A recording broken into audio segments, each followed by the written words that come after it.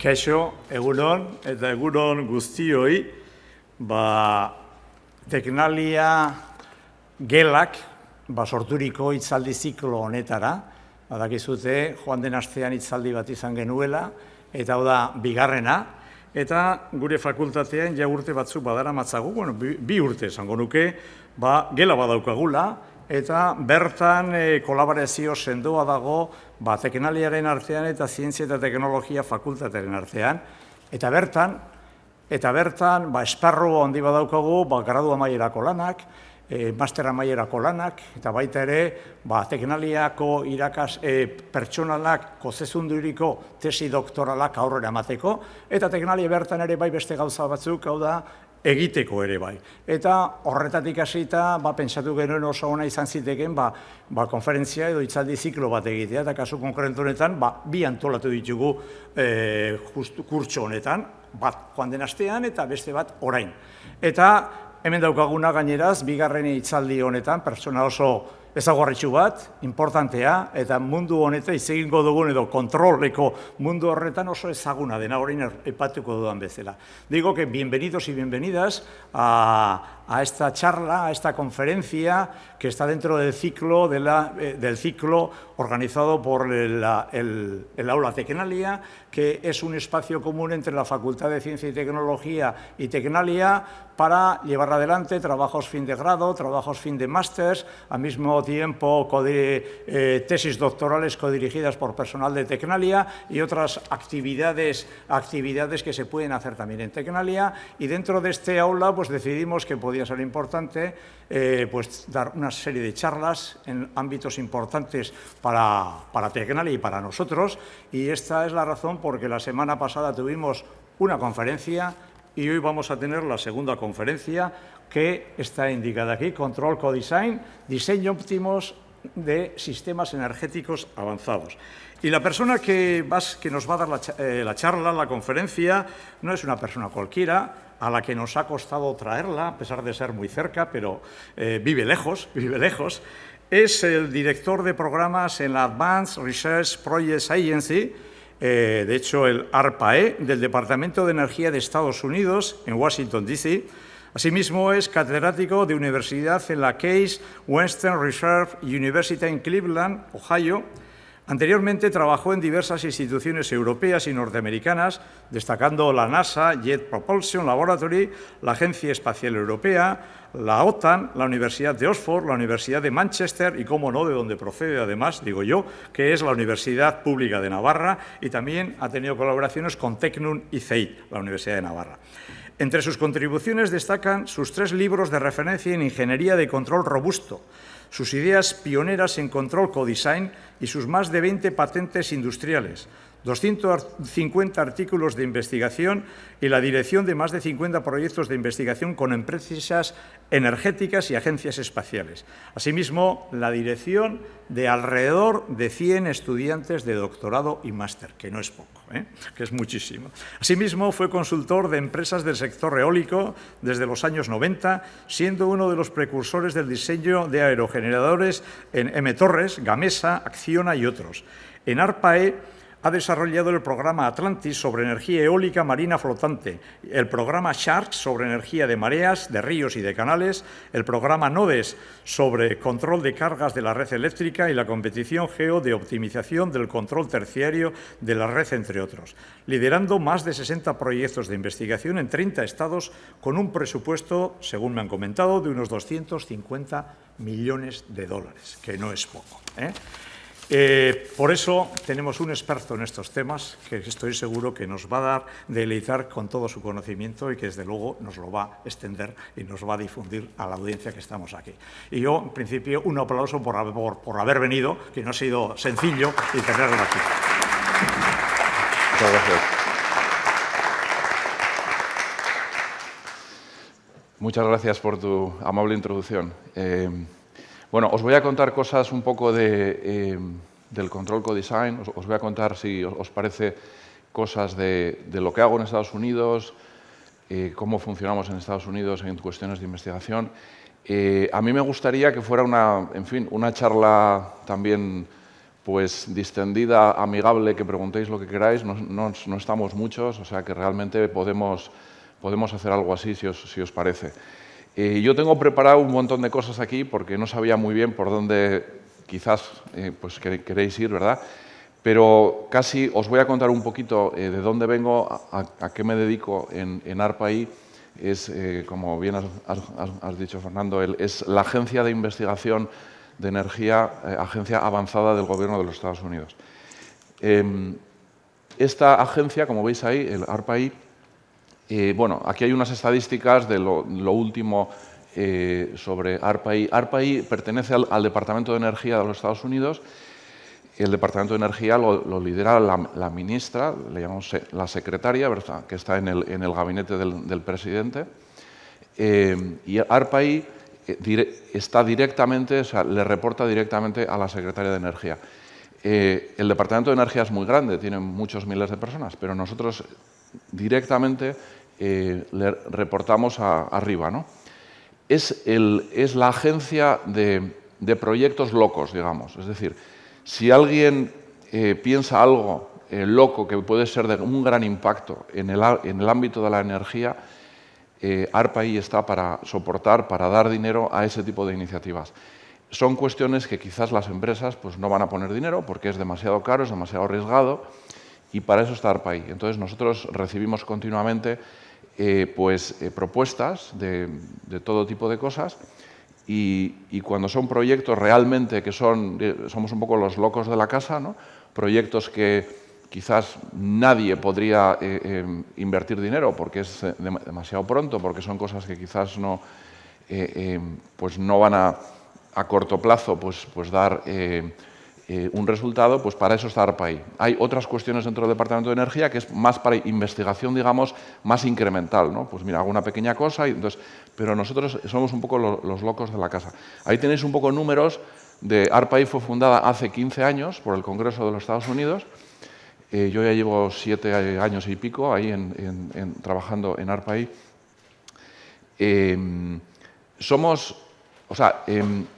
Aceptamos proyectos con la condición de que en 3 o 4 años esos proyectos acaben en mercado con una idea comercial.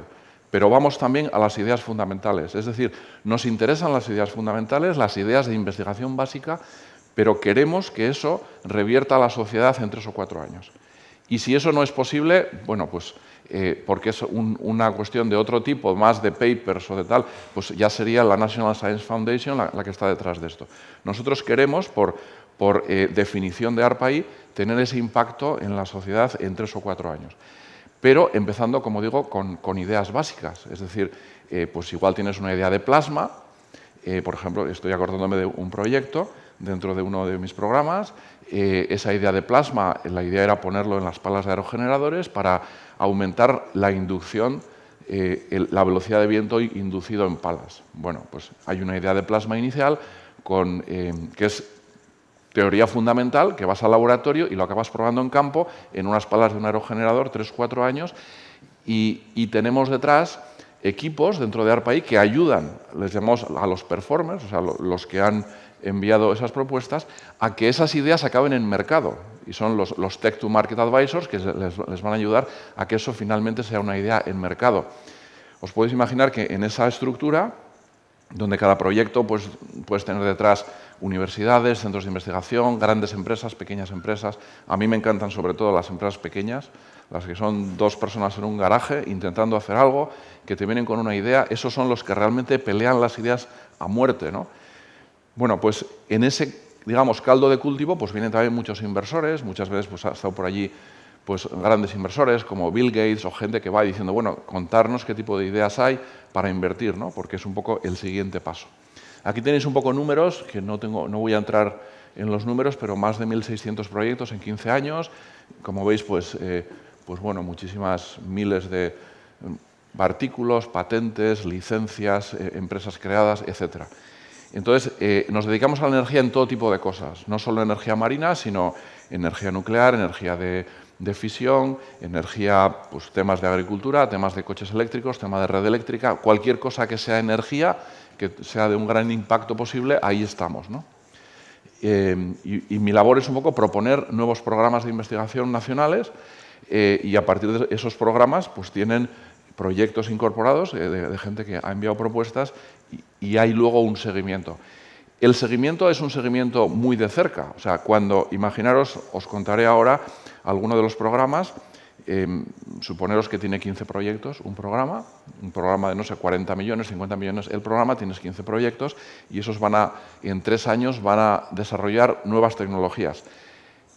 Esas personas, esos proyectos, nos van a reportar cada 3 meses la evolución del proyecto, porque tenemos un documento que hemos firmado con ellos con deadlines y con objetivos. O sea, no es como te doy el dinero, dentro de 3 años me cuentas cómo vas. No, no. Cada 3 meses te van contando y si no van bien, podemos acabar el proyecto directamente. Y si van bien, igual les das más dinero. Pero es una cosa muy activa, donde estamos muy involucrados. Es un modelo único. O sea, es el mismo modelo que viene del antiguo ARPA, que ahora se llama DARPA, con la D de defensa, que pertenece al Departamento de Defensa de los Estados Unidos, que es donde se crea Internet. O sea, al final de los años 50, el Departamento de Defensa, pues ya sabéis, va conectando ordenadores, tal, y eso acaba siendo Internet. Pues de ahí viene el concepto de ARPA, y somos ARPA-I, la E, ¿no? En inglés, energía, y somos los que hacemos energía en este tipo de, digamos, de investigación muy extrema, avanzada, pero que si tenemos éxito en algo, pues puede ser de un grandísimo impacto, ¿no? Bueno, si tenéis alguna pregunta de estas cosas, a mí me da igual que me interrumpáis, si al final la hora pues se ha ido, pues se ha ido, ¿no? Pero encantado también de contestar preguntas a lo largo de la presentación. Bueno, entonces, dicho esto, que es el contexto, os quería contar una historia muy bonita. Es una historia de la aviación. A finales del siglo XIX estábamos intentando volar y había mucha gente haciendo cosas. Aquí tenéis algunas fotos de gente que intentaba pues, realmente pues, diseñar un avión que empezara a volar, ¿verdad? Y hacían pues, cada vez alas más grandes, cada vez más alas, como podéis ver, 3 alas, 4, porque querían ser estables. Si sois del mundo del control, la estabilidad es uno de los grandes conceptos de control. Tú quieres que un sistema sea estable, que esté siempre funcionando alrededor de un punto de operación. Querían que no, ¿verdad? Que no diverja hacia... Entonces querían que los sistemas fueran estables y era la gran obsesión. El problema era que estos sistemas, al ser tan estables, eran muy lentos. Entonces tenían una ráfaga de viento, se torcía el avioncito este y acababan chocando. Y de repente llegaron unos señores, que son los hermanos Wright, que tenían una tienda de bicicletas en Dayton, Ohio, que sabían mucho de estabilidad porque diseñaban bicicletas. Y se les ocurre decir, igual no hay que ser estables. Igual hacemos un sistema inestable. Y es esto que veis aquí. Pusieron esas alas por delante, esas alas pequeñitas. Al poner esas alas pequeñitas por delante, el punto relativo de centro de presiones y centro de gravedad lo varían. Y ahora el centro de presiones va por delante y el centro de gravedad por detrás. Ese avión tiende a volcar continuamente. Es totalmente inestable. Y entonces pusieron encima, lo podéis ver ahí, este es uno de los hermanos Wright, es una foto real, de época, con una serie de poleas y mecanismos moviendo estos alerones para estabilizar el sistema. ¿Qué sucedió con eso? Que el sistema es rapidísimo. Y tienes una ráfaga y reacciona. Y volaron. Y entonces diseñaron un sistema inestable, lo estabilizaron y con eso construyeron un ancho de banda que decimos en control, o sea, una velocidad de respuesta muy grande, y eso fue el gran concepto de los hermanos Wright. Si os dais cuenta, lo que hicieron es aplicar ideas de control en el diseño del sistema. Es lo que llamamos hoy control co-design, en inglés el CCD, que estamos hablando todo el día. Bueno, esta cuestión, que lo veis aquí, que os lo estoy contando, pues qué bien, realmente esta interpretación es un poco nueva, ¿no? Porque no para ellos, pero siempre cuando se habla de ellos, se habla es que pues, tenían unos airfoils muy buenos, hicieron pruebas en túneles de viento. No. O sea, en mi opinión, esta es la gran revolución, que hacen que el sistema sea inestable y luego lo estabilizan. Y esto es lo que llamamos el control co-design, porque es una ingeniería concurrente donde la dinámica y el control está en medio del diseño. Este es otro ejemplo muy bonito. Este es un poco anterior, del 1887. Y esto es de Cleveland, Ohio, donde, bueno, como os ha comentado Fernando, yo estoy ahí también de catedrático, cuando puedo, porque ahora, últimamente voy poco. Pero bueno, esto, podéis ver ahí una persona, esto está en el centro, estaba en el centro de Downtown Cleveland, es un aerogenerador 144 palas, no sé por qué ese número, 17 metros de diámetro, veis, aquí hay una veleta enorme, 17 metros de diámetro, solo 12 kilovatios, por cierto, y lo montó en el año 1887. El primer aerogenerador para producir electricidad de la historia. Este Charles Brass era uno de los pioneros de la energía eléctrica. En Estados Unidos pues hizo cosas de arco eléctrico y cosas así, ¿verdad? Pero es que tiene una historia de control codesign también muy bonita, que la encontré yendo a la biblioteca de Downtown en Cleveland y revisando periódicos de época, porque es algo, yo decía, este hombre ¿qué hizo? Pero porque no hay casi información suya. Y encontré en el Plain Dealer, que es un periódico que tiene muchos años de la época, una nota muy pequeña que dice que en el verano de 1887 hubo una tormenta que destruyó el aerogenerador de Charles Brass y lo reconstruyó. Este es el reconstruido que duró 20 años, sin problemas. ¿Qué es lo que hizo? Dice, mira, en vez de reforzar la torre y las palas para una tormenta, voy a poner un sistema de control. Y puso un sistema de control que es este área que veis aquí, que está en el mismo plano del rotor, y luego por dentro una serie de poleas y pesos. Entonces, cuando el viento está, vamos a decir, entre 3 y 20 metros por segundo, pues eso realmente la veleta de atrás tiene más fuerza. Pero cuando supera esa velocidad, este área de aquí lo mueve y lo saca de la perpendicularidad con la velocidad de viento, porque es más fuerte esa fuerza que los pesos y la veleta, esa combinación de cosas, y lo saca fuera. Entonces, consiguió un sistema que se autorregulaba a altas velocidades de viento. O sea, es un sistema para tormentas. En vez de meter un refuerzo de torre, que sería carísimo, igual impensable porque eso era de madera, hizo ese mecanismo. Eso es un sistema de control codesign, porque lo que hace es aplicar estas ideas de control para diseñar el sistema, y al final, como decimos en Estados Unidos, es un animal diferente. Es una idea de control codesign. Bueno, estos conceptos son los que intentamos aplicar en los programas que os voy a contar de energía eólica marina, energía de las olas, energía de los ríos, y últimamente un proyecto que propuse la semana pasada y ayer me llegó un email de la directora de ARPAI diciendo que se acaba de aprobar, de control de la red eléctrica con estos conceptos también. O sea, son cosas muy nuevas ahora, porque como podéis ver, bueno, esto es un poco más de los detalles que os estaba contando de las poleas y tal. Esto es Scientific American, que es una de las grandes revistas, ¿verdad? Pero de la época, o sea que sale el aerogenerador de Charles Brass ahí, ¿no? Bueno, como os decía, nosotros podríamos trabajar de manera secuencial y muchas veces se hace eso. Tú, por ejemplo, en el campo eólico, pues te llega alguien con unos perfiles aerodinámicos muy buenos, de gran rendimiento. Después de eso te llegan los ingenieros mecánicos que te hacen la estructura, pues para soportar todo ese tipo de cargas. A partir de ahí haces el sistema eléctrico, pues de todo el generador, la electrónica de potencia, la electrónica, y al final le llamas a la persona de control, pues como puedo ser yo en este caso, o Eider, o Ana, ¿verdad? Y nos dicen, tenemos que controlar esto. Y tú dices, ¿pero qué es eso? Si no puedo. Si es un monstruo. O sea, si tiene un ancho de banda horrible, de unas propiedades malísimas. Pero esta es la manera secuencial que se ha hecho en tantos ámbitos.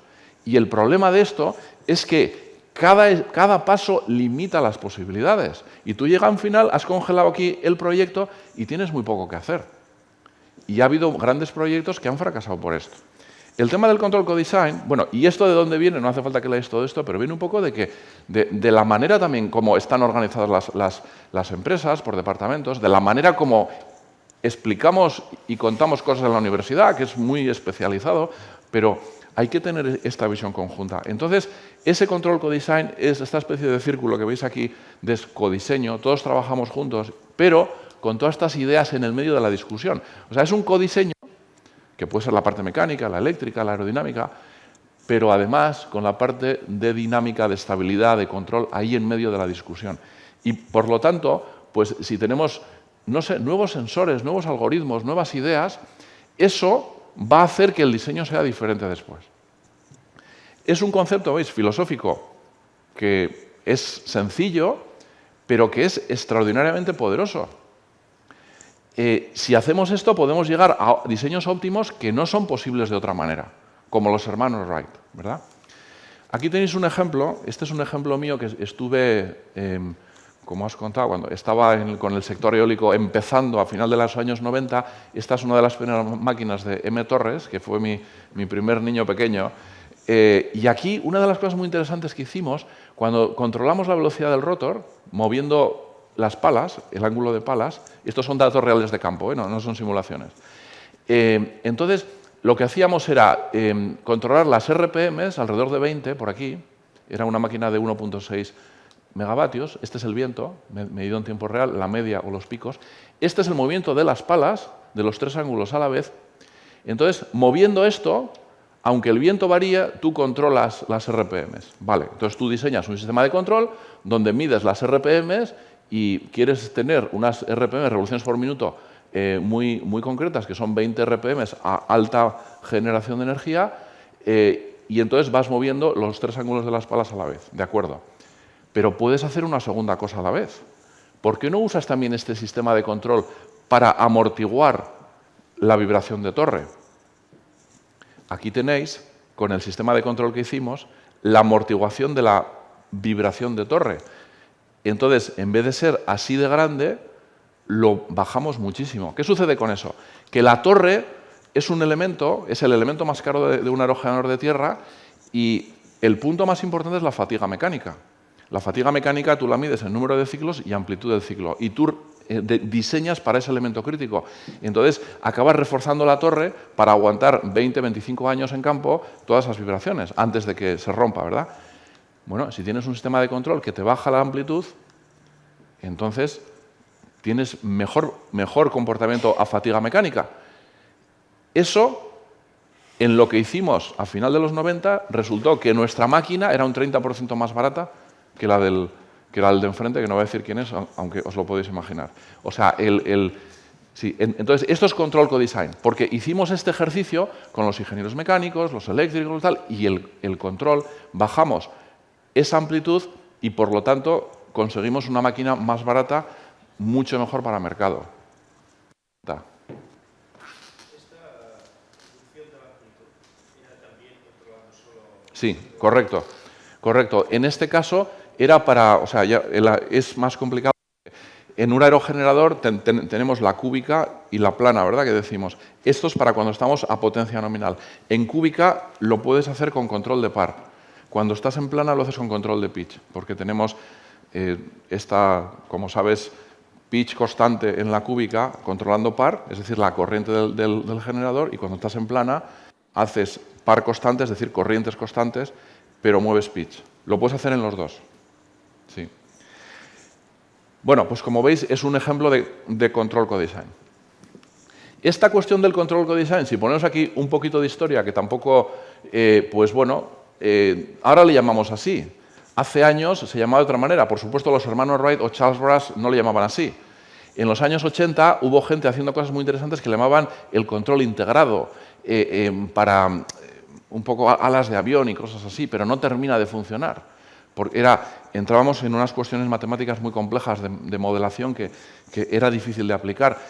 Aquí tenéis un poco lo que hemos hecho desde ARPA-I con el programa Atlantis y SHARS, que os voy a contar ahora. Pero sí me gustaría decir un par de cosas, ¿no?, alrededor del control co-design. Esto es un poco un análisis que hicimos desde qué áreas podemos afrontar esto. Uno podría decir, bueno, puedo hacer una formulación matemática compleja, muy formal, donde entro en un sistema de optimización multivariable con restricciones y tal, ¿verdad? De acuerdo. Uno puede hacer control co-design viniendo desde aquí. Le llamamos, como veis, el área 2. Lo podemos hacer con una simulación, bueno, inteligencia artificial, búsqueda, tenemos muchos datos, tenemos un motor de búsqueda, un machine learning o lo que sea, donde puede estar buscando esas optimizaciones, donde está mezclando control y la planta. Es decir, estoy optimizando las dos cosas a la vez, el controlador y la planta. Pero no olvidemos que la primera es lo que le llamamos aquí los paradigmas de control, que vienen de la creatividad de la persona que está ahí diseñando, que muchas veces esto es mucho más potente que las otras dos.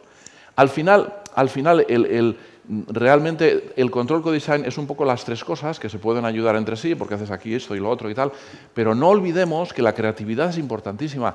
Esta parte es la más difícil, pero estas son los hermanos Wright viniendo con unas salas delante. Si los hermanos Wright ponen esas salas delante, o sea, si hubieran tenido un machine learning para buscar las salas por delante, seguramente no lo encuentran. Pero ellos lo encontraron. Entonces, no nos olvidemos, esta es la parte más difícil. Yo cuando tenemos programas en ARPA-I, muchas veces de control co-design, la gente viene muchas veces por aquí, por la optimización matemática, por la parte de inteligencia artificial, está muy bien, pero no nos olvidemos que esta cuestión es importantísima, la creatividad. Lo digo porque estamos en un mundo hoy en día que todo tiene que ser inteligencia artificial, todo tal.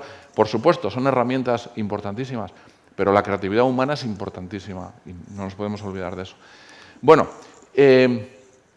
cambio de... Vamos a ver cuánto tiempo tenemos. Yo puedo estar aquí hablando horas, pero... porque, no sé, llevo 11 transparencias, tengo aquí... ni se sabe. Sí, os quería contar un concepto muy importante que se llama el LCOE. Supongo que lo conocéis, ¿no? El Levelized Cost of Energy. El LCOE es básicamente cuántos dólares por kilovatio hora es mi sistema. Este es el gran concepto cuando uno vende una energía. Digo, tengo energía solar a 3 céntimos de euro o de dólar por kilovatio hora.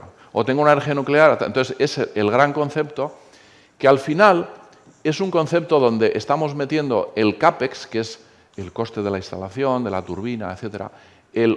La operación es el OPEX, partido por la energía que produces cada año. Bueno, esto que es un concepto, no tenemos aquí mucho tiempo, pero ya os daré algunas referencias, ¿no? Pero como os decía, esto es una gráfica un poco antigua, bueno, de hace un par de años o un poquito más, para que veáis en dólares esto sería dólares por megavatio hora. Aquí lo tenéis, ¿dónde están las energías? Ya veis que la energía eólica de tierra está súper barata en comparación con otras, ¿verdad? Bueno, pues son números que utilizamos hoy en día para ver el mercado que podemos tener con una idea nueva. Pero es un poco engañoso. O sea, si vosotros leéis el LCOE en cualquier sitio, yo la primera pregunta que haría es decir, oye, ¿cuál es el coste del acero para ese LCOE? Porque si en mi máquina el acero vale esto o esto, voy a tener un coste diferente. Esta es la evolución del acero, que veis que está como loco, desde 1200 hasta por aquí 400, a lo largo de los años. Es que, ojo, ¿con qué coste de acero me estás diciendo? Esta es la otra cuestión, que el Annual Energy Production depende del emplazamiento. Tienes un emplazamiento de mucho viento o de poco viento, te va a dar un LCOE diferente. Entonces, cuando estamos discutiendo estas cosas, ojo, porque te viene alguien, tengo un LCOE buenísimo. Sí, ¿con qué condiciones, no? Entonces, en ese tema, nosotros en ARPA-I siempre ponemos muchas métricas y esto os lo voy a contar rápido, pero se nos ocurrió una métrica, decir, ¿qué tal si cogemos esas dos cosas, el emplazamiento y el acero, lo ponemos fuera y nos quedamos con rendimiento de máquina y nos quedamos con el área partido por el coste, el área barrida por el rotor partido por el coste? Y nos dimos cuenta que salía una cosa como con 3 dimensiones. Aquí, que no voy a entrar, pero si hay un paper si os interesa, pero la proyección de esto, al final, es un espacio de este tipo, donde M1 es desde viento hasta energía eléctrica el rendimiento, y M2 es el área barrida partido por M equivalente, que es el coste, básicamente. Y salen como unas isolíneas en la proyección. Muy interesante, porque con eso pudimos ver un poco cómo las diferentes energías entran en este espacio métrico. La energía eólica flotante la tenéis aquí. Esta es la energía eólica volante. Entonces, por ejemplo, haciendo este análisis, tú dices, si yo tengo esta energía eólica flotante a 13 céntimos por kilovatio hora, que es muy caro, porque ya habéis visto que la energía de tierra es 2,5, 3. Bueno, vamos a intentar que valga la mitad. Este es el LCOE, hay que estar en esta zona norte, ¿verdad? Tengo que llevar este punto aquí. Si alguien me viene y me dice, tengo unos perfiles aerodinámicos buenísimos, bueno, pues te vas a mover horizontal y llegarás aquí, que es el límite de Bethe, no vas a llegar a este 7.5 nunca. El problema de la energía marina es este área partido por coste, más equivalente le llamamos. Tienes que ir hacia arriba. El problema de la energía volante es rendimiento, ¿verdad? Entonces, con esto puedes ver un poco, digamos, es como una guía para ver hacia dónde ir. Y aquí tenéis esas dos ideas que estoy diciendo, que tenemos que reducir la masa equivalente, o sea, el coste básicamente de la parte de la plataforma flotante, o en la volante el rendimiento, que por cierto, hicimos este ejercicio y nos dimos cuenta que la volante tiene un problema muy serio, porque tú, cuando estás volando con esas cometas, muchas veces con motores, la mitad de la trayectoria es generador y la mitad es motor, con lo cual ya tienes ahí un 50% del tiempo que no estás generando, ya tienes un problema de rendimiento que igual nunca vas a llegar aquí. Entonces, hay limitaciones físicas que lo ves muy claro. Bueno, aplicamos esto, aquí tenéis un ejemplo que lo voy a pasar tanto al programa Sharks como Atlantis, y si queréis más información os cuento. Hicimos una serie de documentos Excel, tal, y entonces nos enviaron propuestas en base a estas cosas para energía de mareas, para energía de ríos, para energía de eólica flotante. Y con eso os cuento un poco ahora el programa Atlantis, rápido, que es el acrónimo, como veis hay un acrónimo largo, pero bueno, el nombre es, yo creo que bonito, el Atlantis, el continente perdido, ¿verdad?, que desapareció y tal, pues para la energía flotante. Esto viene un poco basado en que la energía eólica flotante es para cuando las aguas son muy profundas. Son muy profundas, por tanto, el meter una torre, alargar la torre debajo del agua, pues es muy caro. Entonces te hace falta una plataforma que flote. Si veis los recursos de flotante en Estados Unidos, una vez que quitas, digamos, todos los impedimentos económicos, comerciales o de ocio o de lo que queráis, lo que te queda en flotante es más de 4.000 teravatios hora al año, y el consumo eléctrico de todo el país es 3.900. Es decir, podríamos estar alimentando toda la red eléctrica de Estados Unidos a partir de energía eólica flotante. Esto es muy fuerte, no estamos hablando de un poquito de energía. Entonces, la oportunidad comercial es gigantesca. Entonces, esto es un poco lo que fundamenta el programa, y decir, vamos a montar un programa en estas cuestiones. Por supuesto, es un problema de control codesign, porque tenéis aquí una interacción dinámica de muchas cosas. O sea, el control codesign yo no lo voy a aplicar en, no sé, fabricar este mando, porque no, lo voy a aplicar donde tenga dinámicas, ¿no? Y entonces yo tengo aquí el viento que me está moviendo una estructura que es flexible, que se está moviendo, que a la vez tienes olas, tienes todo tipo de cosas aquí en el agua que también lo mueven, que además la red eléctrica está interaccionando con el generador, entonces tenemos muchas entradas dinámicas. Y quizás podríamos diseñar esto de otra manera, no coger una plataforma gigantesca y ponerla en medio del océano y muy grande para hacer una emulación de lo que tenemos en tierra y ya está. Igual aquí podemos hacer un animal nuevo, ¿no? Lo que decíamos con los hermanos Wright.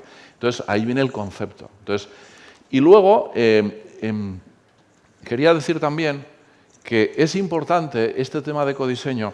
Lo que tenemos hoy en día es, por una parte, en este círculo, que tenéis aquí en rojo, lo que serían las empresas que te diseñan aerogeneradores. Por otra parte, las empresas que están viniendo del mundo marino, del mundo de las plataformas de petróleo, que son flotantes, que hay en tantos sitios, ¿verdad?, que tienen muchísima experiencia de muchos años, y luego tenemos la gente de control. Todos estos tienen que funcionar a la vez. Todos estos, si hacemos control codesign, tienen que funcionar a la vez en codiseño, porque si no, ¿qué es lo que está pasando hoy en día? Que por un lado vienen los Vestas, Gamesas, Siemens Energy, toda esta gente, y por otro lado vienen los Glosten, los tal, que son los de plataformas, y por otro lado los de control, mal vamos. De hecho, igual no se sabe mucho, uno de los primeros aerogeneradores flotantes que se pone en el océano, lo ponen, no hablaron, y en la primera semana estaba bajo el agua, porque los sistemas de control empezaron a pelear uno contra el otro, el de la plataforma con el del aerogenerador, entraron en realmente una realimentación positiva, ¡zas!, inestable. Hay que hablar, pero no solo para que sobreviva, sino para optimizar. Eso os lo voy a contar como en Atlantis hemos hecho algunas cosas. Bueno, Atlantis tiene como 4 áreas, lo vamos a ver rápido. Estos son los diferentes proyectos, veis aquí pues las diferentes empresas en azul, de los 15 proyectos que hay en Atlantis. Atlantis tiene una inversión ahora de más de 100 millones de dólares Estos son los estados donde estamos, sitios donde vamos a verles pues, cada 2x3 para discutir todas estas cuestiones. Está en 20 estados ahora mismo, el esfuerzo en Atlantis. Y como os digo, cada uno de estos proyectos tiene detrás pues, mucha gente trabajando en estas cuestiones. Aquí tenéis algunas fotos de experimentos, porque hemos hecho experimentos. Por ejemplo, este primero, si puedo volver para atrás, es un sitio de la Navy donde hacen experimentos de submarinos y cosas de estas, que está ahí en Washington. Este está en la Universidad de Maine. Estos son túneles de viento. Este está en Holanda, por cierto. Tienen un sistema muy grande en Holanda, muy bueno, para olas y también viento. Entonces, hacemos experimentos de prototipos y luego ya vamos al agua. Y ahora mismo Atlantis estamos acabando es una plataforma de cemento, está fraguando en estos momentos en la costa de Maine y la idea es tenerlo en el agua en enero. Se nos ha retrasado un poco, ya sabes que cuando hace mucho frío el cemento fragua más lento y lo queríamos poner en el agua ahora en diciembre y vamos a tener que esperar un poquito. Pero es el primer sistema que nos viene. Tenemos sistemas de eje vertical, como estos.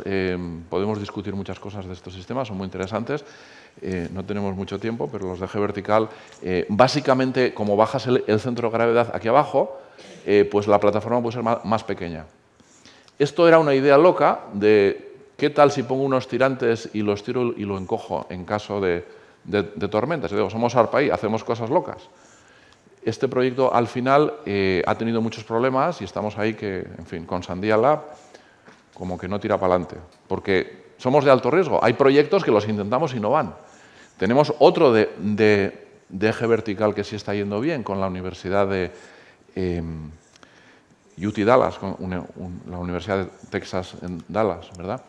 Esto es el Waze creado por NREL, es un sistema informático basado en OpenFast. Hemos puesto aquí mucho dinero para generar una herramienta informática para estas cosas.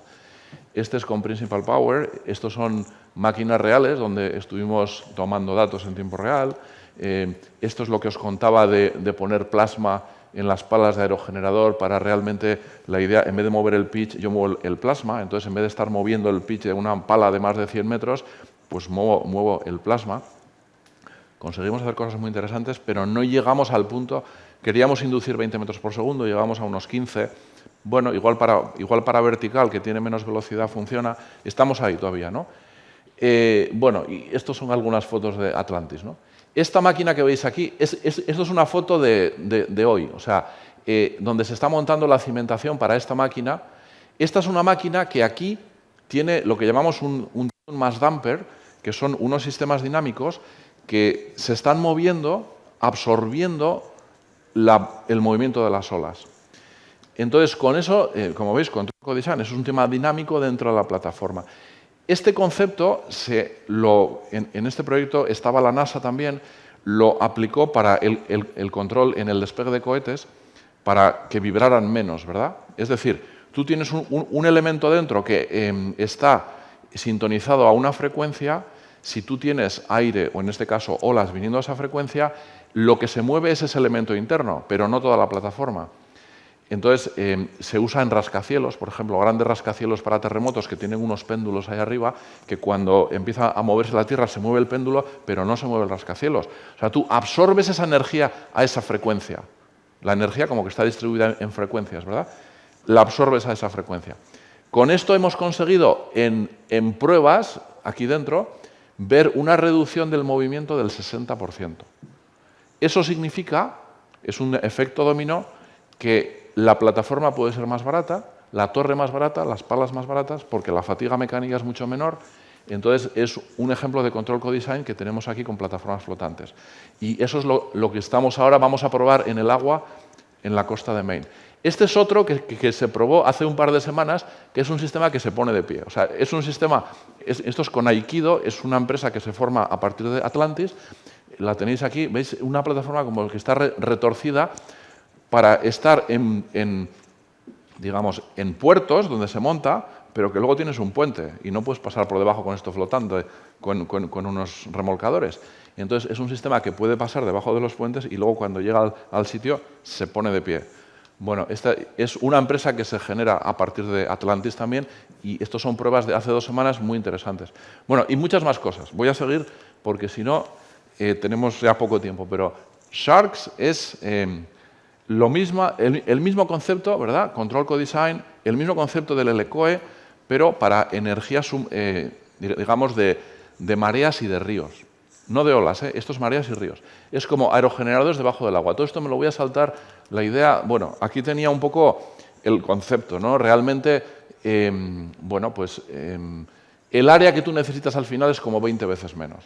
Si haces un cálculo, las densidades de agua y del aire, esta es la potencia, ¿verdad?, que tú generas, donde es densidad del aire o del agua, el área barrida, la Cp, que es el coeficiente aerodinámico, el μ, que es el coeficiente de rendimiento mecánico y eléctrico, y la velocidad del fluido al cubo, esta es la potencia que tú vas a generar a la salida. Bueno, esta es 840 veces diferente, el agua más denso. El problema está en que las velocidades son mucho más pequeñas en el agua, en vez de ser 11 metros por segundo para nominal son 3, pero cuando metes todo esto aquí dentro, y los CP son muy parecidos, este fue para mí el eureka moment que dicen, digo, pues tengo un CP muy parecido, por un número de Reynolds muy parecido.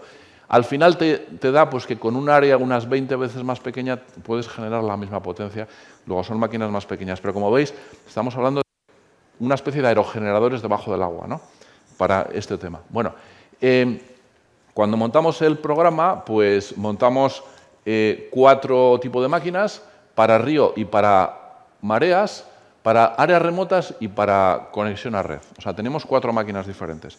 Encontramos 4 zonas, 3 en Alaska y 1 en el río Mississippi con datos reales, y con eso generamos las métricas para el LCOE.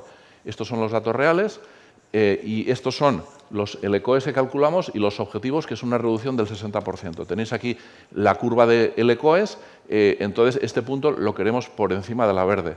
Entonces, esos son los objetivos para el programa que lanzamos, recibimos muchas propuestas y básicamente pues hay que hacer 3 cosas. En este caso es un problema de rendimiento, es un problema de área partido por coste y es un problema de operación y mantenimiento que mueve esta isolínea hacia abajo. Entonces, se identifican 3 áreas de investigación y cada uno de los proyectos tiene estas 3 áreas para conseguir esos objetivos.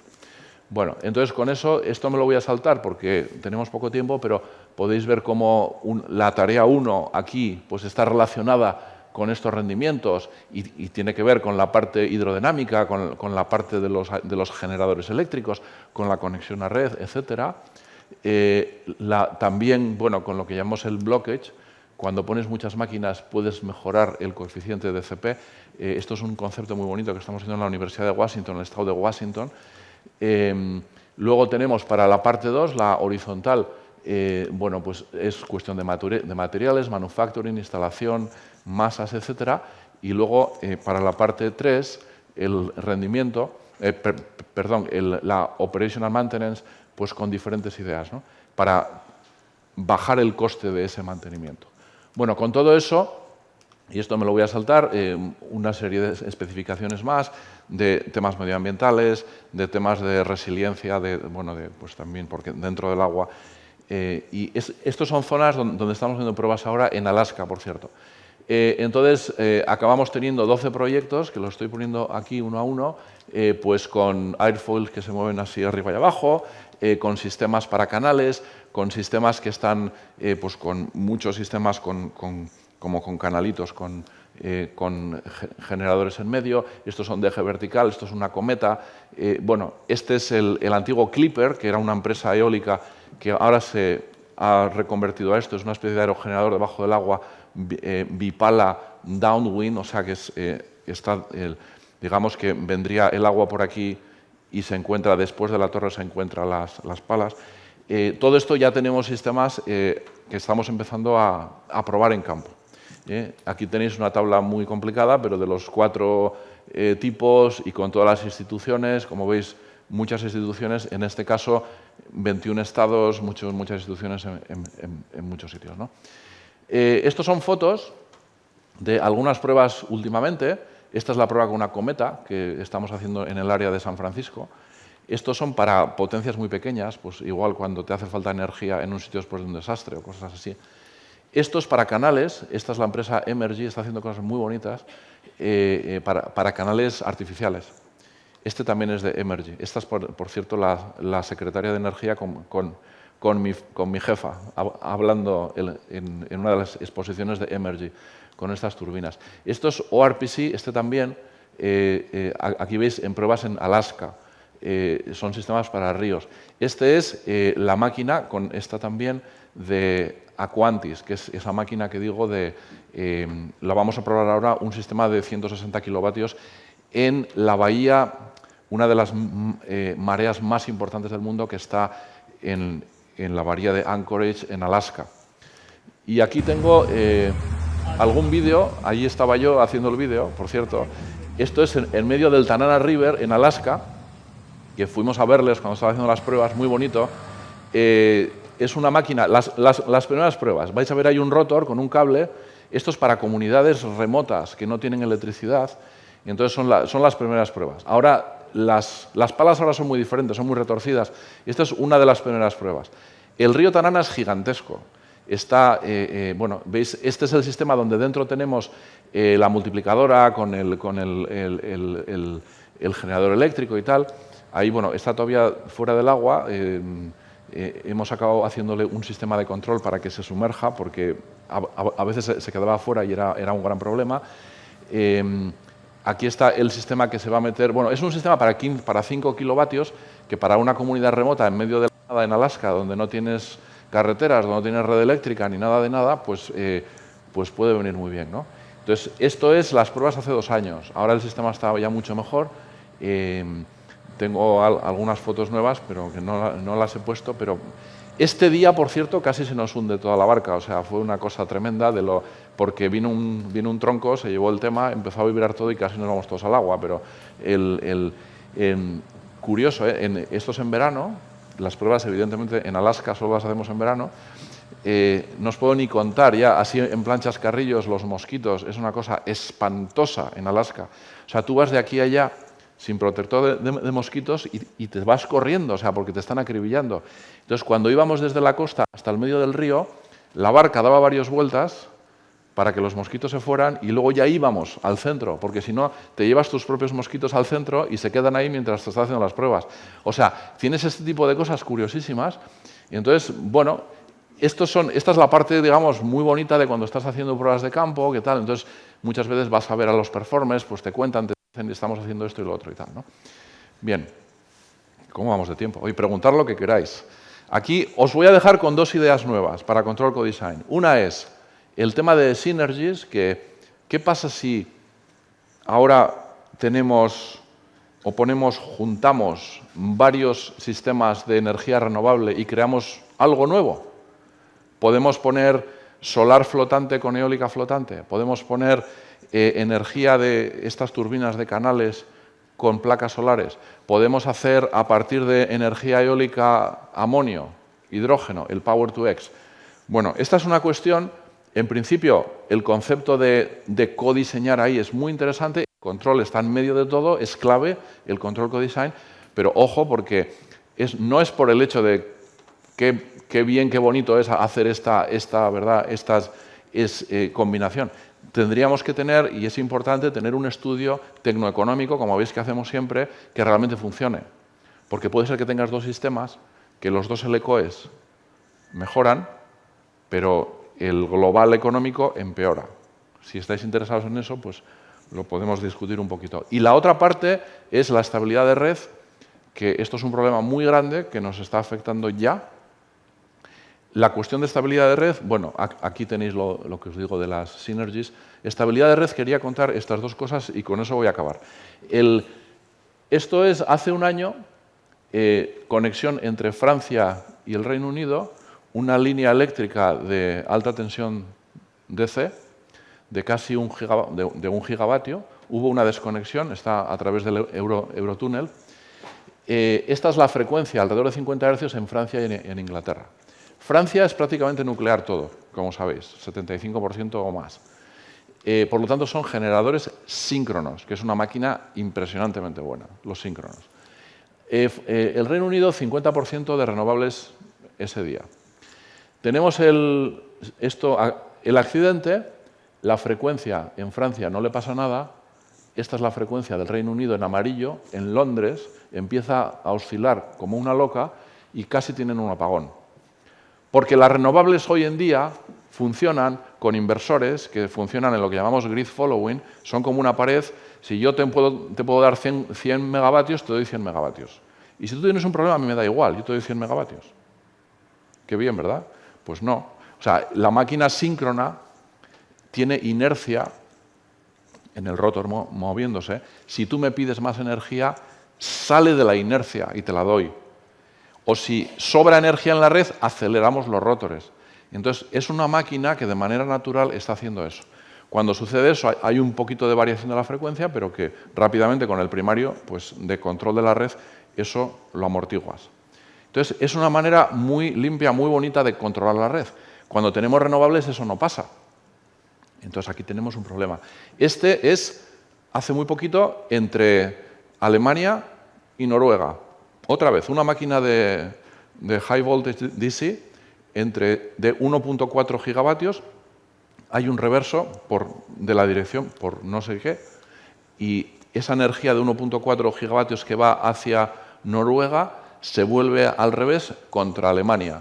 Y aquí tenéis que, Noruega es básicamente hidráulica, o sea, síncronas, tiene de eólica y solar muy poco. Alemania, 51% ese día, le vuelve para atrás 2.8 de diferencia, gigavatios, y la frecuencia se va para arriba como una loca. Bueno, este tipo de problemas, según metemos más y más renovables, vamos a tener más. Estamos hablando aquí de la descarbonización, estamos hablando aquí de tener más renovables. Este problema está ahí, y es un problema de control codesign, por cierto, porque estamos variando la planta que queremos controlar, le estamos quitando la inercia que llamamos, que al final es la capacidad de dar energía muy rápido, se la estamos quitando a la red. Nos hace falta soluciones. Entonces, ese programa nuevo, que como digo, ayer se aprobó, es un programa para atacar este problema y ver cómo con las renovables podemos facilitar eso. La idea es meter un poquito de almacenamiento en las renovables para unos segundos, porque los síncronos nos están dando unos segundos. Esto no es cuestión de que el viento sopla o no, es que yo tengo un evento y los primeros 2 o 3 segundos las síncronas me están dando esa energía. Pues estas eólicas o solares podemos hacer un D-rate o podemos meter algo de almacenamiento y después del evento que nos den. Pero claro, el convertidor también tendrá que ser diferente, no un convertidor que se llama grid following, tendrá que ser grid forming con un sistema de control diferente. Entonces, estas cuestiones las queremos estudiar, pero son centrales. Y esto es que no tenemos una solución todavía. Y aquí en Europa es todavía peor, porque hay mucha más penetración de renovables que en Estados Unidos. Entonces, este problema lo tenemos ahí. Y si no lo resolvemos, se va a parar todo el tema de renovable, porque la red tiene que ser estable, claro. No podemos tener un apagón, eso es un desastre. Si tenemos un apagón, te cuesta semanas recuperar, o sea, no es una cuestión de un minuto para otro. Entonces, bueno, eso está ahí, ¿no? Si queréis, como estamos aquí en la universidad, pues he puesto 3 papers si alguno quiere, pero uno de Control Co-Design, otro del ECOE que decía y el otro del tema de Synergies, por si os interesa, pero bueno, ya Eider tendrá o Fernando ya tendrá la información. Y nada, eso es lo que tengo. No sé si tenéis más preguntas, pero eso es lo que quería contaros. Gracias.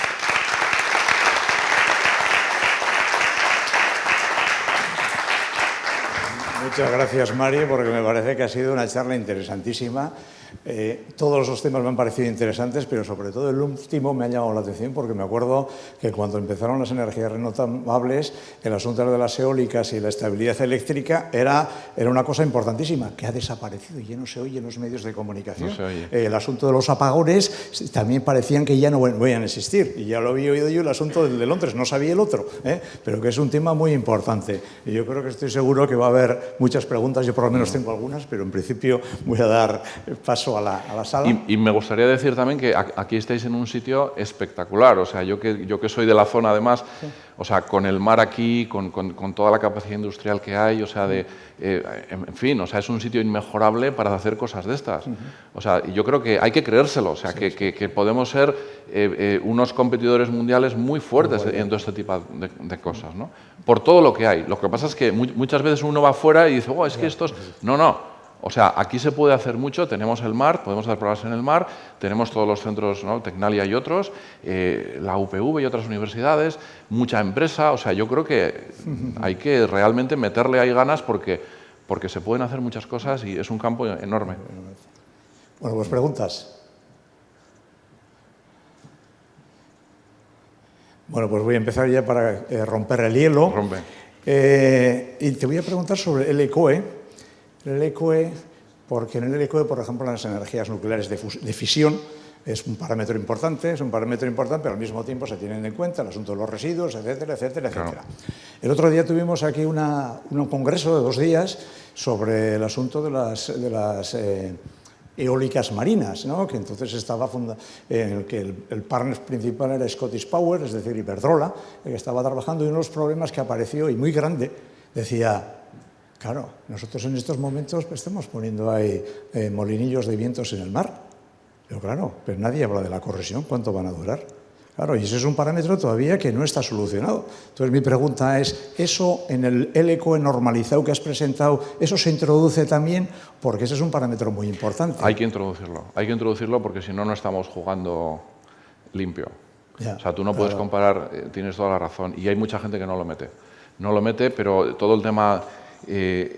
bueno, dentro del OPEX, sí, que es el mantenimiento y operación, en el mantenimiento deberías considerar todos los años que estás ahí, sí, si estás 20, 25 años, hay que calcular todas las corrosiones que vais a tener, si tienes que reemplazar elementos, eso es muy caro. La eólica marina tiene la ventaja, en teoría, que si se hace bien, tú podrías desconectar las líneas y llevarte la máquina a puerto, hacer el mantenimiento y volver. La eólica fija no. Es más difícil. Claro. Entonces, se ve que la evolución, en esos cálculos que teníamos, tenemos algunos cálculos de cómo ahora es más cara la flotante que la fija, pero considerando estas cuestiones, parece ser que va a ser en un momento dado la flotante más barata por el tema de mantenimiento, por todos estos problemas que estás diciendo, que hay que entenderlos bien, porque claro, son complicados. Y cuando intentas que te cuenten realmente qué es lo que pasa con todas estas cuestiones de lo que llamamos en inglés la performance degradation, la gente no sabe. O sea, es algo muy complicado, pero es importantísimo, tienes razón. Eso hay que considerarlo. Porque nos hemos dado cuenta que, por ejemplo, antes había conocimiento en esos temas, tanto en la facultad como en la Escuela de Ingenieros, sobre temas de corrosión, pero ahora como las modas han ido a otros sitios, pues ese conocimiento ha desaparecido, ¿no? Y antes están buscando de nuevo gente o programas para entrenar a la gente en esta dirección. ¿Sí? Es increíble cosas que sabíamos hace 20, 30, 40 años que de repente se han perdido. Y dices, ¿pero dónde está este conocimiento? Claro. Pero eso pasa en muchos ámbitos. Sí. Bueno, antes de hacer toda la pregunta, que es en otro tema, pues voy a pasar para allá. Sí. Sí, aprovecho ya que habéis hablado del tema de la amortización del equipamiento, por ejemplo, que podía meterse en el precio del coste. También en el caso de la marina, con respecto a la que es terrestre, ocurre que los vientos laminares, yo siempre tengo oído que en el mar son mucho más regulares que en el interior. Sí. Entonces, eso, por ejemplo, se introduce como dato... Sí, o sea, en el ECOE tienes el denominador, que es el Annual Energy Production, que se calcula, es la convolución de dos cosas. La curva de potencia de máquina y la distribución probabilística, normalmente una curva Weibull, que te capta lo que estás diciendo. Esa curva Weibull probabilística es la que te dice pues las velocidades de viento a lo largo del año de manera probabilística. Cuando multiplicas esas dos, las convolucionas, tienes el Annual Energy Production. Es muy interesante lo que dices porque se está viendo, por ejemplo, que el factor de capacidad, que es otra manera de medir esto, el factor de capacidad es cuántas horas al año estás a nominal, que tiene que ver con esa Weibull. En el agua estamos teniendo factores de capacidad de hasta el 60%, incluso más, en algunas instalaciones, ahora mismo de offshore. Eso es enorme. O sea, imaginaos, la competición entre la solar y la eólica hace años era precio. La eólica era mejor, la solar era muy cara, la solar ha ido bajando, ahora estamos en las dos, en 2,5 céntimos, así las terrestres y tal. Muy bien. Pero es que la solar nunca va a pasar de un factor de capacidad de 20%. Es que por la noche no hay solar. O sea, ya para empezar, entonces cuando pones el número de horas anuales, pues un factor de capacidad de 20% para el solar es una cosa gigantesca. La eólica en el agua está dando 60. Entonces, ahora ya la discusión ya no es simplemente el coste entre estas dos tecnologías, es el factor de capacidad. Cosa que para la red eléctrica es también muy importante, porque si tú tienes a alguien que me va a dar energía un 60% de las horas o un 20%, me lo voy a pensar 2 veces, porque hay otros problemas de control añadidos, de disponibilidad. Entonces, es un factor muy importante que hay que tener en cuenta en el LCOE, pero luego va a tener una repercusión también desde el punto de vista de la red eléctrica de qué elemento tengo aquí. De hecho, incluso en la terrestre, que recuerda un TCM que se dirigió en ese sentido, que además eran contratos reales, de que en la terrestre ocurre que tú estás, dependiendo de los pronósticos meteorológicos que va a dar para el día siguiente, tú estás garantizando al mercado que vas a tener tu planta va a tener una capacidad y claro, si se pasa de fuerza del viento, pues quizás tengas que parar los aerogeneradores, con lo cual tienes una penalización. Sí. Entonces se hizo con unos datos, algo de Machine Learning, pues un poco para predecir cuándo, es una especie de apuesta lo que haces. Sí. Y en el caso de la terrestre, pues tenía mucha incidencia porque hay muchas más veces que en la marina que... Eso es el famoso problema de curtailment que decimos. En Estados Unidos está pasando mucho en zonas que se saturan las líneas, entonces de repente un día tienes mucho viento, pero no lo puedes vender. Entonces, zonas el centro de Estados Unidos, desde las Dakotas hasta Texas, es muy ventoso. Pero son zonas con redes eléctricas que no son muy buenas. Entonces, ahí tienes una saturación de líneas muchas veces. Y entonces, el negocio que tú estás pensando que podrías tener, porque has hecho tus LCOEs y tus cosas, y dices, oh, mira qué bien, ahora resulta que me lo cortas, y ya esa planta no te está generando económicamente todo lo que pensabas. Eso es un problema enorme. Pero claro, depende de tantas cosas, depende de que haya otras generaciones, depende de la carga que tienes y de la saturación de líneas, sobre todo.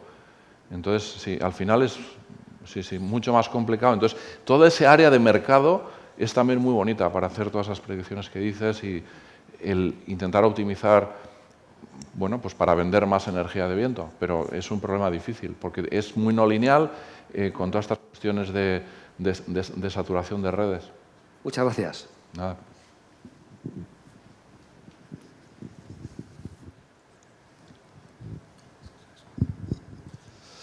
Hola Mario, muchas gracias por tu charla. La verdad es que es muy interesante, da hasta vértigo pensar en tantos proyectos. Desafortunadamente mi conocimiento de la energía eólica es prácticamente nulo, pero sí que me interesa mucho la estabilidad de la red que has comentado al final. Acerca de la energía de fisión se suele mencionar como, o sea, en estos debates que suele haber, ¿no?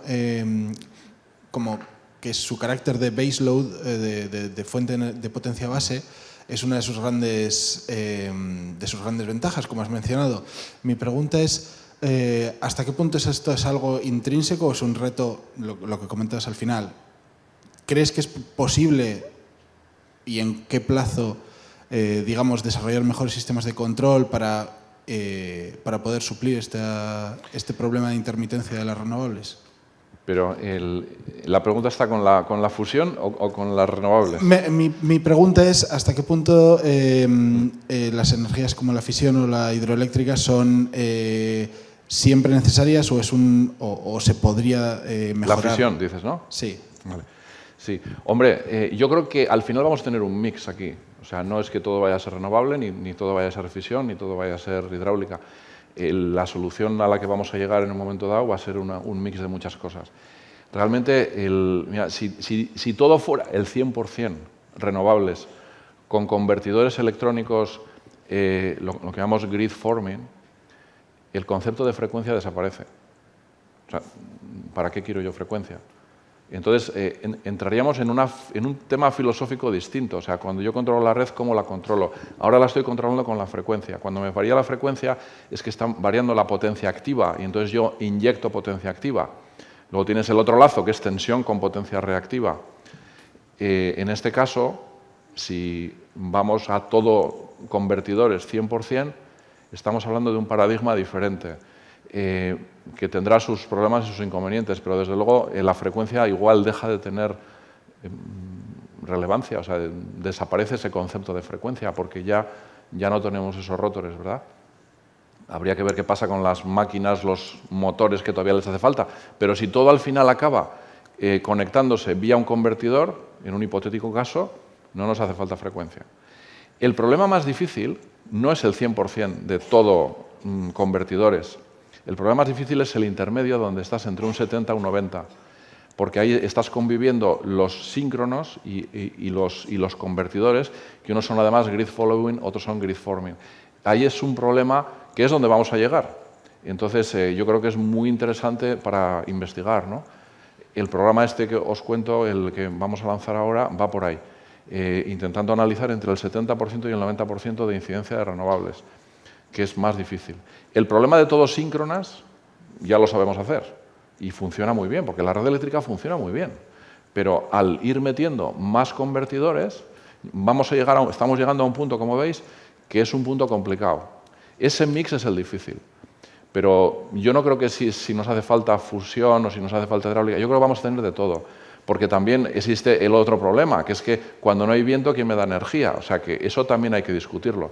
Este problema de estabilidad no tiene nada que ver con ese largo plazo, horas, digamos, de energía, ¿verdad? Cuando hay viento, no. Tiene que ver con los pocos segundos iniciales de estabilidad, que es un problema diferente con largo plazo. Yo al final creo que hay un mix que falta. Beste galderaren bat?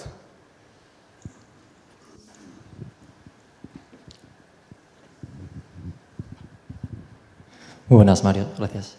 Mi pregunta va referida a la pregunta anterior, sobre todo el LCOE y la carrera que hay ahora por potencias de turbina mayores, a 15, 20, 21, 22. Bueno, depende de los actores que entren ahora en juego. Sí. ¿Tiene sentido, y sobre todo cuando has mencionado la convolución, ¿no?, de Shannon Energy Production, que es la Weibull contra la curva de potencia de una turbina, y sobre todo en sacar y explotar, sacar dinero a velocidades bajas cuando no hay tanto viento, que es lo interesante? Sí. La pregunta es tan clara como: ¿tiene sentido potencias de turbina tan grandes o debemos estabilizar? Esa es una pregunta muy importante y que realmente es una locura. Hace unos días anunciaron los de Siemens Gamesa la máquina de 21 megavatios y sacaban unas fotos ahí, es un monstruo impresionante. Yo creo que, para empezar, es diferente la energía marina de la energía terrestre. La energía terrestre, la limitación que tenemos hoy en día son las palas. Las palas las seguimos haciendo de una pieza y, claro, cuando vas más allá de 40-45 metros, eso logísticamente para mover una pala por las carreteras estás limitado. Entonces, las máquinas que tenemos onshore, en tierra, pues igual son máximo 5 megavatios, 3-5, ahí estamos. Pero cuando nos vamos offshore, estamos empezando a ver todas estas locuras. El 15 del año pasado, el 22 del otro día, el 21, el otro, ahora unos chinos han dicho que tienen 22, dices, ¿a dónde vamos? Yo creo que en las máquinas offshore, hay dos cosas. Primero, el factor de capacidad puede ser muy alto, igual el 60%. El segundo es que, y es muy importante, la conexión eléctrica submarina es súper cara, muy cara. Entonces, eso cuando tú lo metes en el factor del LCOE es un elemento tan caro que o tienes una máquina muy grande, o si no, ¿cómo vas a pagar eso? Ahí viene la batalla. O sea, están creciendo porque la conexión submarina, todos esos cables son muy caros. Y por eso vamos a máquinas más grandes.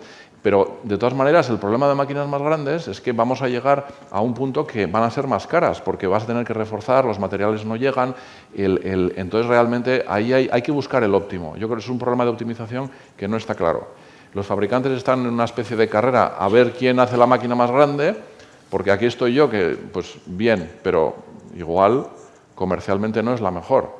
O sea, yo siempre digo, puedes meter el monumento a Washington que tenemos ahí en Washington, ese obelisco gigante, con un rotor y te aguanta todo, pero eso es súper caro.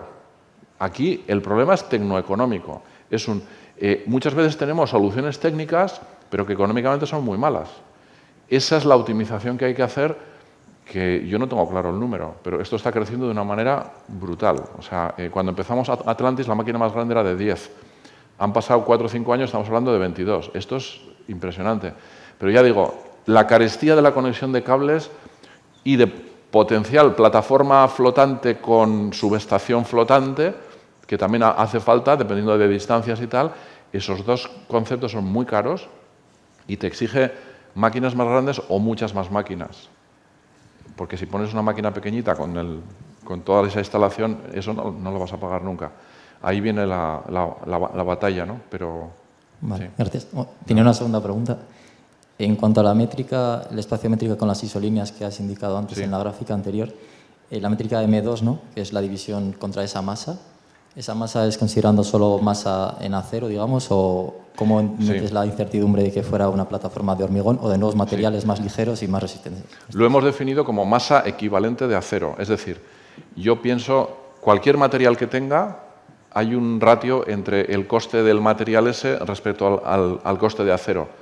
Lo multiplico por ese factor como para pasarlo a equivalente en kilogramos de acero. Normalizado. Entonces, está normalizado, es el mismo coste de la máquina, pero poniéndolo en euros por kilogramo de acero. Y ahí meto también la instalación, el tipo de materiales, o sea, todos esos conceptos que vienen del CAPEX al final. Por eso decía que era área barrida partido por coste, pero lo hemos hecho en términos de masa equivalente. Gracias. Nada. ¿Alguna otra pregunta? Porque si no, yo quiero hacerte la última. Porque claro, en este tema también es un problema que todavía... Allí. Ah, sí, ahí, mira. Bueno, pues entonces...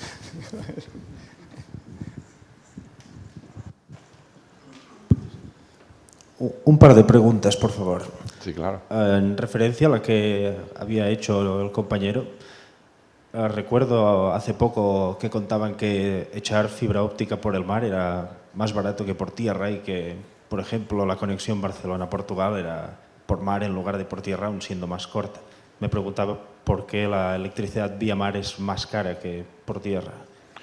Es muy cara, o sea, la instalación, yo no sé si has visto fotografías de todos esos barcos con todos esos cables, es que no estamos hablando de un cable fino, estamos hablando de unos cables de unos tamaños enormes. Esos cables, si encima son trifásicos y los tienes que aislar, además está todo el tema de la corrosión del agua, son cables carísimos. Los barcos para hacer toda la instalación es muy cara. Estamos hablando de otro fenómeno, que es lo que llamamos el cable dinámico, que claro, ese cable cuando, bueno, primero va por donde vaya, pero luego sube hasta la plataforma, eso tienes que hacerlo de manera que la vibración, el movimiento, pues no esté rompiendo el cable. O sea, hay una serie de problemas ahí que no son triviales. Es realmente caro, muy caro. Y lo que decía, no solo son los cables, es también probablemente la plataforma adicional con transformadores, con una subestación que hace falta para elevar la tensión antes de moverla pues 20 kilómetros o lo que sea, ¿no? Si me permites una segunda pregunta. Sí. Antes que nos mencionabas esto del ARPA-E, que proyectos locos en energía, ¿os habéis tenido que pelear o hasta qué punto es notorio el tema de la fusión nuclear? Tenemos programas de fusión, tenemos unos cuantos programas de fusión. La fusión nuclear siempre se dice que estamos a 30 años, pero yo creo que cuando nacimos se decía lo mismo, ahora seguimos diciendo lo mismo, pero tenemos programas de fusión. Es increíble cómo se está generando un tejido empresarial alrededor de la fusión sin tener una solución todavía. Hay algunos laboratorios que ya han conseguido pues, unos segundos ahí controlando y tal, y bueno, pues están alrededor de muchos de estos proyectos, pero sí, tenemos varios programas muy interesantes de fusión. Si miráis en la página web, ARPA-I, los puedes ver y puedes ver quién está detrás y qué cosas hacen, si te interesa. Muchas gracias. Nada. Muchas gracias. Bueno, yo en principio la pregunta va en esa dirección. Pero bueno, decir que aquí también, de alguna forma, en todo esto de las energías renovables, uno de los problemas fundamentales es el almacenamiento de energía eléctrica, del que no hemos hablado, ¿no? Y también siguiendo con lo que se ha preguntado en la última como director de programas del ARPA-I o ARPA-E, vamos a decir, yo... Lo que has comentado, estoy hablando de la fusión energética. La energía, el confinamiento inercial ha llegado a la ignición, que eso se llegó el año pasado en el NIST. Sí. Entonces, y yo no sé qué pasa en Estados Unidos, pero de golpe han aparecido un montón de empresas, como estás comentando. Mi pregunta es, estás hablando de proyectos de 3-4 años. Pero esos mismos también están hablando como mínimos de 10 años, están hablando. Sí. Entonces mi pregunta es cómo tienen cabida ese tipo de empresas o esos tipo de proyectos, vamos a decir, medio locos, que no creo que hoy en día sean tan locos, dentro de este programa ARPAE, porque son a más a largo plazo, quieras o no, a pesar de que la limitación es de 4 años en el vuestro.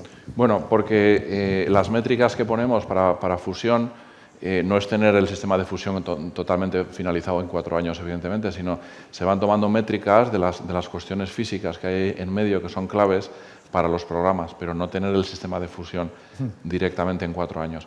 Pero sí querría decir, el mundo en Estados Unidos es una cosa súper agresiva, súper ágil en la cuestión empresarial. Un ejemplo, yo recuerdo el primer congreso que yo fui del American Wind Energy Association en Estados Unidos, había 500 personas, no más. Ese año salió elegido Obama como presidente, es cuando, bueno, yo ya llegué, sí, es cuando yo ya me fui para allá. Y ese año volví a ir al año siguiente, digamos, a ese programa, a ese congreso de la AWEA, ¿no? Bueno, pasamos en un año de 300, 500 personas a 22.000. Y dices, ¿esto qué es? Esto es Estados Unidos. Y entonces ibas allá y había una zona, toda la zona de exposiciones, como aquí en la Feria de Bilbao, con todos los stands y tal, y allá todo el mundo decía que llevaba 1000 años trabajando en el área, todo el mundo decía que eran los números 1 del mundo, y tú decías, a ver, entonces esta gente es súper agresiva. Lo que solemos decir aquí, una expresión muy castiza de aquí, te venden el oso o la piel del oso antes de cazarlo. Sí. Literal. O sea, te montan empresas con ideas, te ponen ahí el stand y son los números 1 del mundo. Y digo, no, pero si nosotros llevamos en Europa haciendo eólica un montón de años, tú acabas de llegar y me estás diciendo que eres el número 1, pues son así de agresivos. Como no vayas con cuidado y te lo creas todo, estás perdido. Pero eso es Estados Unidos, es muy agresivo. Entonces hay que saber realmente leer entre líneas quién es quién, si tiene experiencia, si no. Y en ARPAE nos pasa. La convocatoria Open que mandamos cada 3 años, solemos recibir 3000 y pico propuestas. Hay que mirar 3000 y pico propuestas y acabar seleccionando 100 propuestas que son buenas. Todo el mundo te vende que son los números 1 del mundo, pero el mundo mundial. O sea, entonces hay que saber intentar pues realmente analizar eso. Entonces es un mundo que es incluso más difícil por lo que digo, porque por cómo vende la gente el marketing tan agresivo que hay allí. Aquí muchas veces hasta que no tenemos todo resuelto no vendemos. Allí es al revés. Entonces en eso jugamos en desventaja. Yo creo que hay que vender más aquí y allí hay que parar los pies porque no. Pero bueno, eso es para otro día, ¿no? Bueno, pues muchas gracias, Mario.